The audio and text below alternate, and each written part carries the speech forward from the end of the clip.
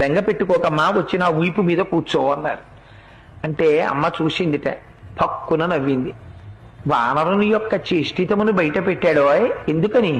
అప్పటికి స్వామి చిన్నవారై ఉన్నారు, పిల్లంత వారై ఉన్నారు.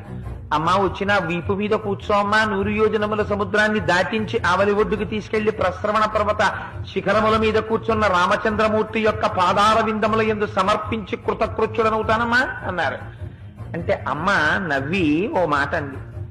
ఎంత మాట అన్నావోయ్ హనుమా, నువ్వే ఇంత స్వరూపమా, నీకో ఇంత వీప, ఆ వీపు మీద నేను కూర్చోనా, నువ్వు నన్ను తీసుకెడతావా, నీ వానర బుద్ధి బయట పెట్టావోయ్ అంది. అంటే పాపం అంతకు ముందు ఎవరి చేత అధిక్షేపింపబడి ఎరగడు మహానుభావుడు. అంత మాట అనేసింది అమ్మ నన్ను.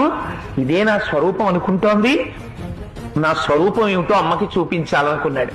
మెరుమందర సంకాశౌ భవౌదీప్తానల ప్రభ హజతవ్యవతస్తే చ సీతాయా వనరోత్తమ.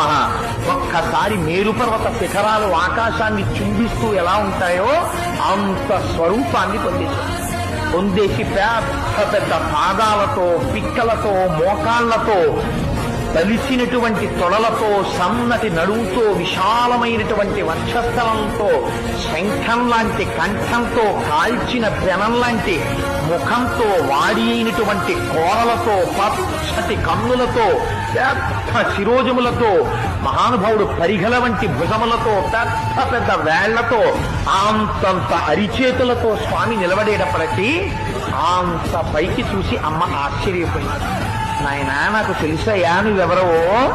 100 యోజనముల సముద్రాన్ని నీ దర్శన సామర్థ్యమును ప్రకటించి దాటి వచ్చిన రోజునే గుర్తించాను నువ్వెవరో. ఇలా రాగలిగినటువంటి శక్తి ఒక్క గరుత్మంతుడికుంది, నీ తండ్రి వాయుదేవుడికుంది. నాయనా, నాకు తెలిసి నీకుందిరా. నువ్వింత సమర్థుడవు కాకపోతే రామచంద్రమూర్తి నిన్ను నా దగ్గరకు పంపరు.